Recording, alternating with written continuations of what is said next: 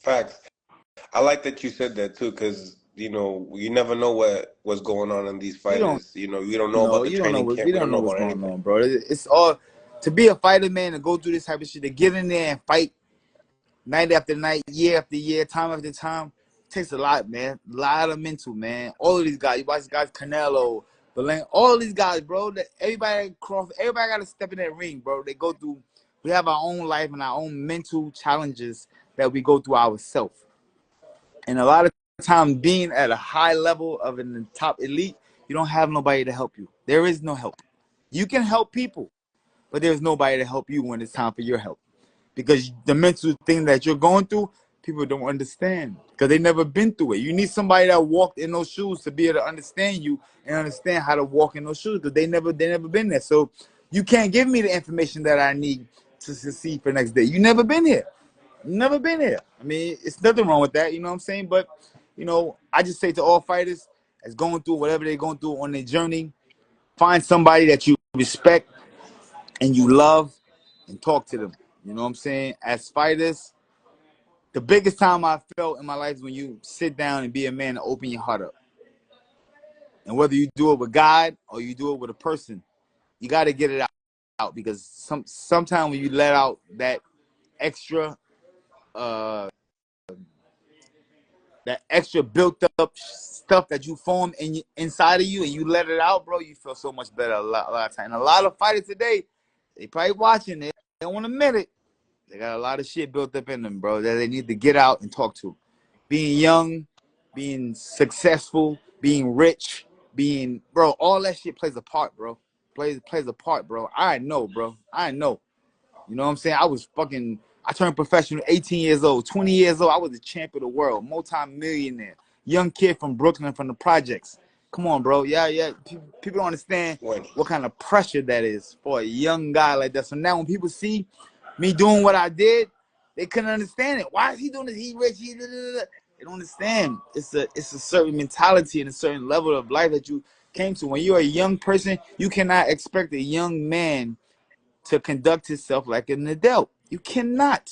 These 20-year-old kids in there and they doing shit. When y'all see me choke the referee and fight and throw a chair and all that, I was young. I was 21 years old. I was a kid, bro. I didn't know my ass from my elbow. I just thought that I had the whole world at my fucking hands. You know what I'm saying? I had the whole world at my fingertips. But like I tell people, you don't never know what to do, man, till you go through this shit for real, man. Till you take on these obstacles and have to go through these real situations that people went through, you don't know. That's why when you watching these guys go through what they go through, don't be so hard on them, man. Take your head up a little bit and commend them a little bit. Get them a little bit thin because to lose a fight is enough pressure, bro. Enough pressure to go. Now to have the world, you did this, you didn't do this, you that. That shit is, man. A lot of fighters are not prepared and mentally prepared to go to the next level with this. It's real talk, man. And and when you hear people say, "Oh, boxing is 90%, mental, and 10% or 20%, physical," 95% mental. If your mental ain't in that there it goddamn fight, is. you over, boy. You out of there. Like, you could be in top shape, ripped up, in shape. If your mental is not there, you're gone. It's over. You cannot execute the game plan. There's no way. So you believe that Edgar had success because his mental was on right? Say it again, brother. I'm sorry. I said, do you feel like Berlenga had success because his mental 100%. was on right Berlenga was throughout the prepared for whole that moment. process? See that? That moment. You got to be prepared for the moment. He was prepared to leave it all in that motherfucking ring. That's why he turned out and is the guy he is today. He could have bitched up. He could have, when he got hit with that hook, he got the shit knocked out of him, bro. He could have, you know what I'm saying? And bitched up. He said, nope, I'm a dog. I'm going to fight. We haven't seen nobody fight Canelo like that since Miguel Cotto. Think about it. He hasn't been in a competitive fight like that. Even Better Beef up. It was a different kind of fight Yeah. than it was last night. Last night was a Even more of a competitive fight. In a Better Beef fight, Canelo went backwards. He was kind of like, you kind of see he was outmatched. Last night, he wasn't outmatched. He was with a motherfucker that was like, yo, listen, I'm coming to fight. Hook or crook, I'm gonna do what I gotta do. He didn't come in there and run around. He wasn't trying to survive. He wasn't trying to just make it to the next round. He was really fighting. We seen him hit Canelo more times last night than the last 6, 7 motherfuckers. Let's keep it a buck. We haven't seen nobody hit Canelo that much in the last couple fights as Berlenga did. Take your hat off to him and just give him his props. People can say what they want to say about him. Canelo won the fight. Congratulations to Canelo, but we got to give Berlenga some props, man. Because nobody expected that. People expected to put an advertisement on the bottom of Berlenga's shoes last night and expected they was going to see that shit around round 6 and round 5. That's what people thought. But last night, Berlenga, Big Brooklyn, stepped up. Bow. Were you expecting that from Berlenga? What's up, brothers? What's up, my brothers? G Tizzle. What's up, Mike Tizzle? Chilling. What's going on? Man, we just coming back, chopping up about last night's. I know you seen it out there. I know you got that good Wi-Fi out there in the mountains. Yeah, it was some great fights. Great fight. You know what I'm saying? Big shout out to Berlenga. You know what I'm saying? He showed up. You know what I'm saying? I mean, he didn't get the win, but like I said, he made a name and he got credentials to move his piece to the next level. That's big. You know what I'm saying? Because a lot of fighters come out of these fighters, and depending on how you do is depending on how you get your piece moved for the next fight. You know what I'm saying? If anything, his real estate went up. He increased in his real estate last night. Berlenga real estate went up last night. No doubt about it. Stock went up. 100%. He didn't lose no credibility. He didn't lose anything. He did great. And I think personally, the fight that he should go for next, Berlenga, if you're listening, is Benavidez. That's the biggest fight. Why? Did you hear that, guys? The biggest fight and the next fight for him should be David Benavidez. Why? Here's a fighter that supposedly Canelo does not want to fight. Supposedly Canelo wants a certain astral accountability of a number of a fight. He wants some astral number of crazy number to fight. If Berlenga can get in there and fight Benavidez and just do like he did last night, brother, that's phenomenal. David is a monster. But if you step up to the plate and show the world that, you know what, I want some of the Benavidez fight myself, I think that'd be great. That'd be a great outing on the Berlenga career, no matter what. Slow down, champ. Tell me, hold on, champ. Hold on. That Berlenga right there. What does that Berlenga do to David Benavidez? That version. Listen, y'all know David Benavidez. That's my brother. He's one of my favorites. If Berlenga comes in there like he had the other night, it will be a great, good, competitive fight. That's all we want to see as boxing fans, is a good, competitive, good fight.